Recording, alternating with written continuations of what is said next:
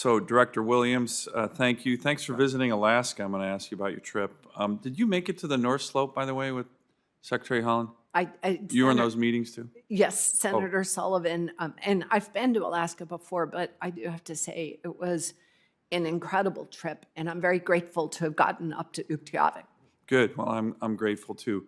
I really am grateful that you got out there. I know I had staff up there. Unfortunately, I couldn't make that. I want to talk about Willow, which I'm sure you heard about. You might remember you and I talked a lot about it during the your confirmation process. It's an energy project that's literally been permitted since back to the Clinton years.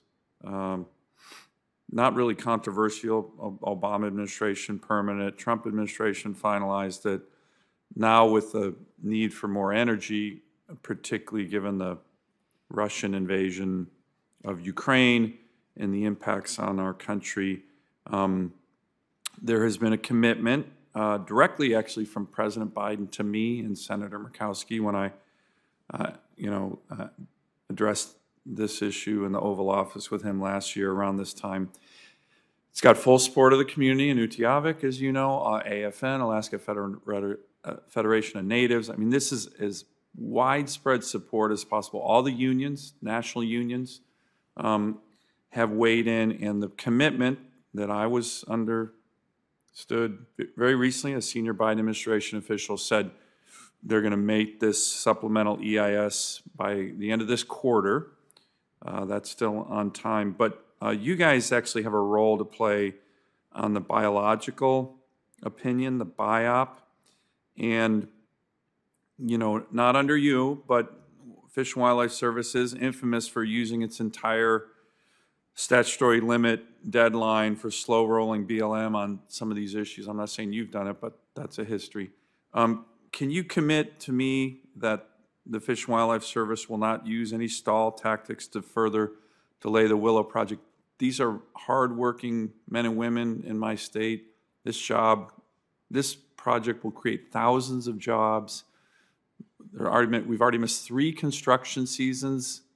The reason for this commitment by the end of this quarter from the president and his team is to make sure we don't miss another construction season. People need to work. Can I get your commitment on that BIOP? I know you're tracking it closely. Senator Sullivan, first, I just want to thank you for your home state hosting us and in such a warm, welcoming fashion. Great people. That's why I get angry in this committee, because unfortunately, a lot of the Biden administration officials and decisions are crushing my great people. But I'm glad you saw them. They're wonderful. Utqiagvik, as you saw, is very pro-resource development. I was shocked by Deb Haaland's record of decision 72 hours after she got back from Utqiagvik saying the people wanted to shut down NPRA.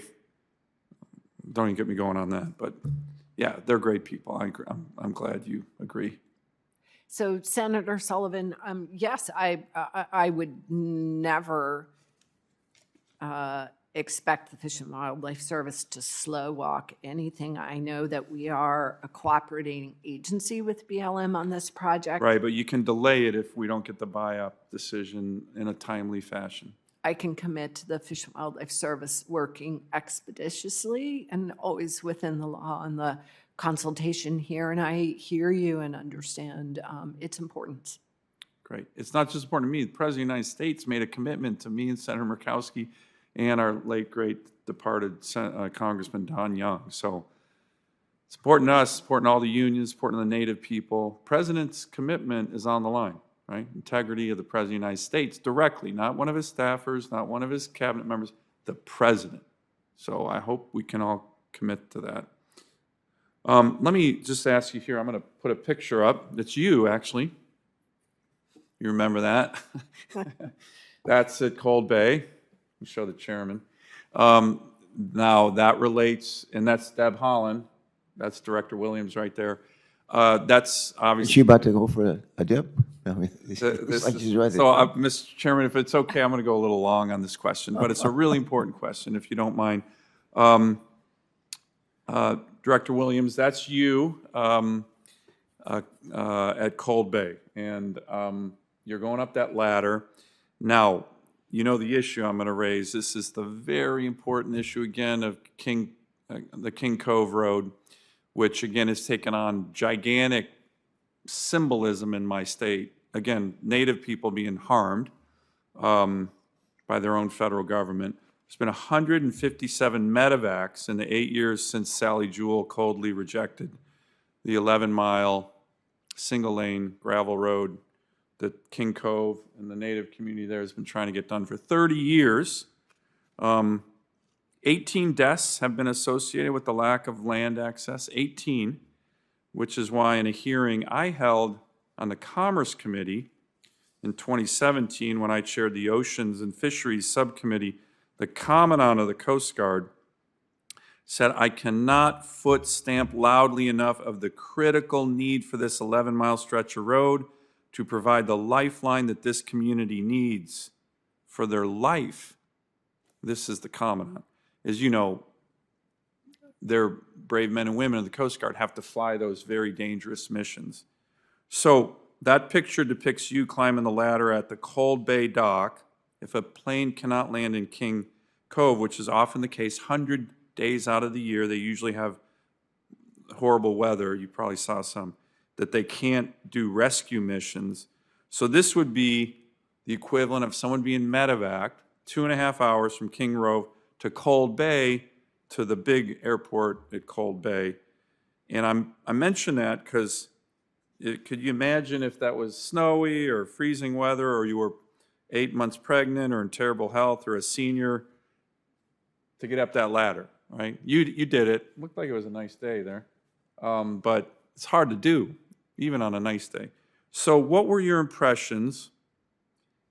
I know you want to talk about great people. Utiavik has great people. The King Cove people are just the best. They're incredible. By the way, they're all veterans, Mr. Chairman.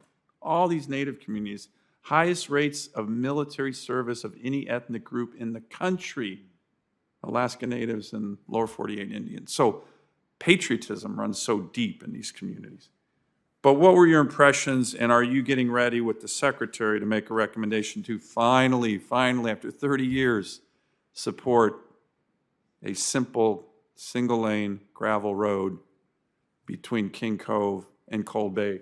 So if you're pregnant at 9 months and there's a medevac, you don't have to climb up that ladder.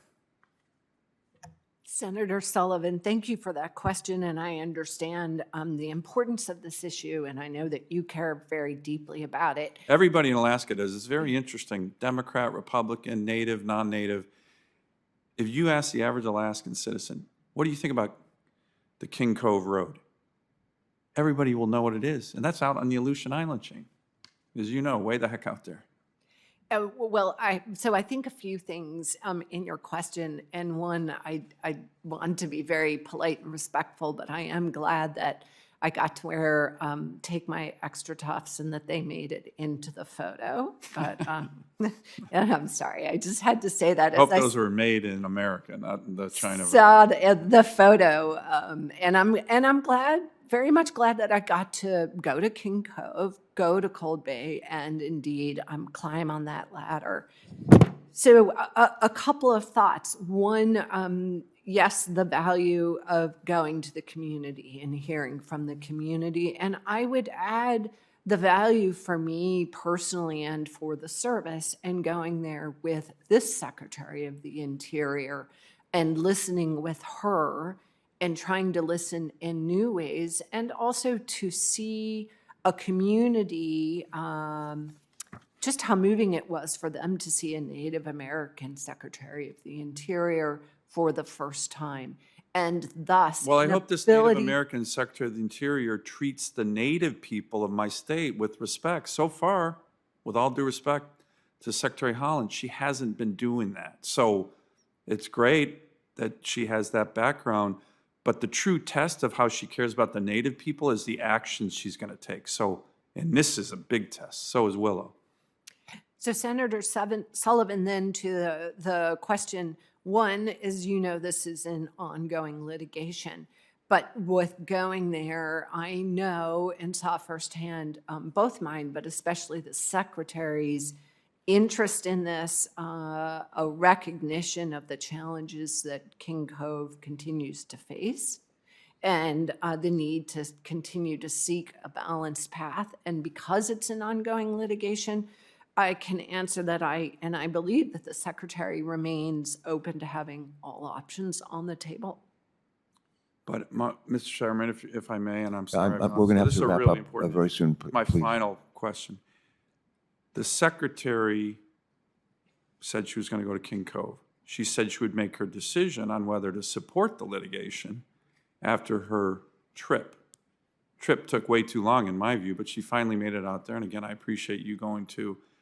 So I hope you're not using the excuse of ongoing litigation to not make a decision on whether you support the road in the litigation. That was the whole purpose of her trip.